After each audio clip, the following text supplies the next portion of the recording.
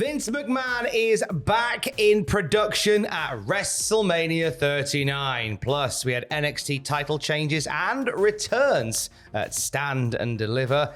And has a surprise WrestleMania Night 2 match been confirmed? It's all in the wrestling news right now. Back around the waist of Andrew Hodgkinson is the Cultaholic Heavyweight Championship. Look at that beauty. There it is. Look at the beauty. The glare, probably, from the camera on that thing is gorgeous. We are finishing the Tory, Tom. Oh, well, my best friend Adam Pacitti will put his other belt on the line tonight for WrestleMania Night 2. But the belt being back around Andrew's waist isn't the only back we're talking about tonight. Vince McMahon back in production at WrestleMania 39. PW Insider Elite saying, as we noted earlier this week, Vince McMahon is at WrestleMania 39 and has his own office at the show. We're told the office is just next to the gorilla position backstage. McMahon is, we are told, supervising the show and was heard on the headset earlier in the show giving feedback and asking questions. He's not just there hanging out and visiting like he was at Raw a few weeks ago. Is this the beginning of Vince McMahon clawing back into creative control, Andrew? I mean, I'm hoping not. I'm not going to lie. I'm hoping this isn't it, but like every little bit of detail that we seem to get from Vince being backstage, first we're told, oh, he's not really doing anything. He's just there visiting people. Then we're told he's sitting there with Triple H on the monitors and everything, watching what's going down, just playing on his phone. And now it seems as though he's got a little bit of a headset on and he's doing things again, and it feels a bit scary. Was there any sort of fingerprints of Vince McMahon's on the show tonight? Or last night, I should say. We're recording this just after we finished, FYI. Austin Theory beating John Cena. That felt like maybe a Vince McMahon-y thing. I don't know. I wasn't upset with it either way. Yeah, I'm not sure if that feels like a Vince thing, because I do feel like Triple H is very behind Austin Theory at the same time as well. I think Triple H wants to definitely build new stars at least anyway. That's a very good point. Stan corrected. Vince McMahon making headlines this weekend, not just by appearing a gorilla, not just by having his own office, but now apparently cosplaying as Gomez Adams, as seen at the Hall of Fame. It's quite the striking new look for Vince McMahon. It is. It looks very much like what I think a lot of people imagined it would look like. All the fake photos going around of Vince with the mustache look very, very similar to what people actually saw at the Hall of Fame. So there you go. Yeah, exactly. So we had WrestleMania Night 1, but also yesterday we had NXT Stand and Deliver. Yeah, buddy, live returns and title opportunities abound. What went down, Andrew? So we saw Gallus retain their NXT Tag Team titles with some assistance from a returning Joe Coffey. And obviously Joe hasn't been seen since all three members of Gallus got suspended in storyline last year. So it's nice to see all them reform back together once again. Gallus on top, as we like to say. Well, Joe broke up a cover that led to Wolfie getting the pin, hello Barry, and retaining the NXT Tag Team titles. Wesley retained the North American title in a belter of a five-way scramble match. The crowd weren't massively into it, but it seemed like it ticked along quite nicely. And there were title changes abound from there as well, weren't there, Andrew? There certainly were. So Alba Fire and Isla Dawn, the witches, as I like to call them, the witches, Roll Dolls, the witches, dethroned Kiana James and Fallon Henley to become the new NXT Women's Tag Team Champions. So the end came when James tried to get her purse from Jensen, but Briggs wanted them to win without cheating. My goodness, you've got to do it all loyal and good and all this lot. It left James prone to a backstabber / swanton combo, and then Dawn and Fire got the win. Quite like the witches being the champs. Yeah, me too. I'm not too sure if I'm into all like the mystical stuff that they're kind of doing. It doesn't really land for me, but I do like both women as wrestlers. I think they're great as wrestlers, and together as a tag team, I'm looking forward to seeing what they do, what more they do down the line. Another far more surprising title change as well last night. Yeah, this absolutely. caught all of us off guard. It did. Indy Hartwell is the new NXT Women's Champion. She won the multi-woman ladder match at Stand and Deliver, and the match saw Jessie Jane return to take out Gigi Dolan because it looked like Dolan was about to get it, but then Jane came back, and then soon after, Dexter Lumis returned to to help Indy get up the ladder. A nice little reunion there and obtain the title. And then later in the night, after Johnny Gargano's match with Grayson Waller, there was a reunion?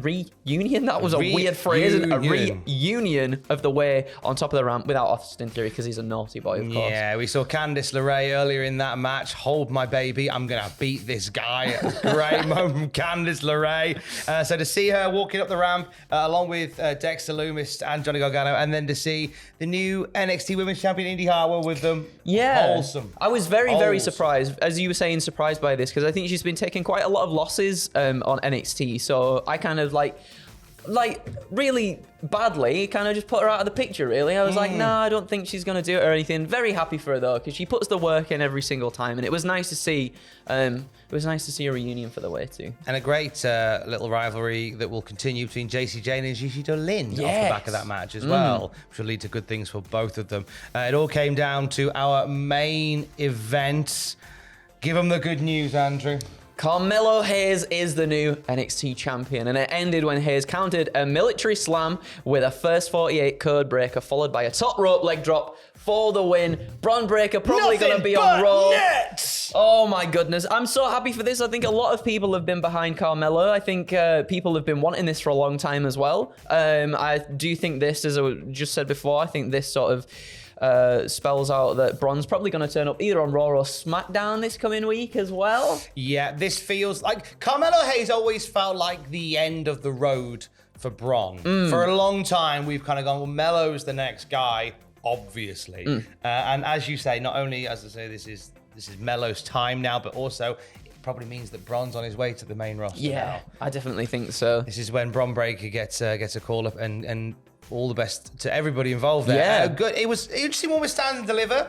Some good matches in there. Crowd went massively into a lot of it. Yeah. It suffered the same way it did last year. We just a crowd that weren't as amped for some of the matches and some of the moments as you'd hope. Yeah. Really big pop for Indy Hartwell. Yeah, absolutely. And there was so many good matches though so it was surprising, especially like in the North American title matches you were saying before. Like so many good talent in that match too.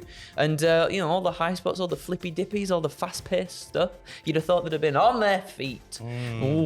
All eyes now on WrestleMania Night 2. Bobby Lashley. Let's talk Bob, shall we? Let's talk Bob, yeah. So Bobby was meant to be fighting Bray Wyatt at WrestleMania. We've talked at length about how that is not happening. He won the Andre the Giant Memorial Battle Royal on Friday. Put out a tweet that Fraser and Sam talked about in the news yesterday, saying that he's free Saturday and Sunday. You can't have WrestleMania without the Almighty. You just can't. Whoever wants to test me, step up. And there was some speculation as to whether or not we would see Bobby in an official match. Fightful Select putting out a message saying that the Andre the Giant Battle Royal trophy was brought over to SoFi Stadium for use for an entrance this weekend. Who could that be for? I wonder who could use the armbar trophy for an entrance. It's a mystery. And as it's transpired, shortly after that news dropped, WWE socials shared a video of Kathy Kelly interviewing KSI, who we saw dressed as a prime bottle getting put through a table accidentally by Logan Paul. WrestleMania was a hell of a drug.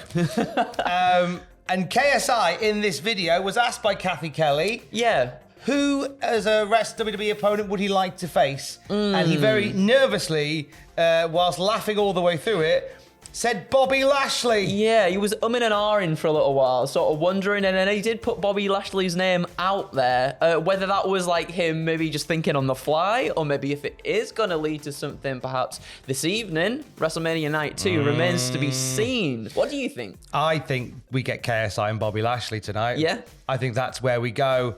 WWE has always had this thing whereby if they can't deliver on an advertised match, they will always go above and beyond it in some capacity, with the exception of No Way Out of Texas 1998, where Shawn Michaels' seat was filled by Savio Vega. No shade on Savio Vega. Big fan. But then normally it's a case of let's do something bigger and wilder and woollier. So with Bobby Lashley being free and KSI being a massive wrestling fan and getting involved at night one, I think we do KSI versus Bobby on night 2. KSI dresses as an actual Andre the Giant like the statue. He dresses as the statue. Is that his thing where he comes out dressed as the statue? Yeah, absolutely. And then it's revealed to be KSI. Could you imagine? That'd be pretty That good. would be It's a WrestleMania. Why not? It'd be a great reaction video at some point. And I would imagine that KSI would attempt to get at least one move wrong just so he ends up in a Botchamania video. He's a big fan of our boy Matthew, is KSI. KSI Bobby could be added to the card tonight. Stranger things have happened. Do you know what? You're right, Andrew Hodgkinson. Stranger things have happened. Nothing strange about tonight, where Adam Pacitti, my best friend, will retain his other Cultaholic championship against Fraser Porter. But for right now, ahead of Cultaholic WrestleMania live stream for night 2 at youtube.com/cultaholic/live. Congratulations to Andrew Hodgkinson. Thank you very much. The I'm brand sending new. all the luck to Fraser, because he is going to finish the Tory this evening. And for the latest wrestling news across the weekend, check out cultaholic.com. Happy WrestleMania Sunday. Case. Love you, bye.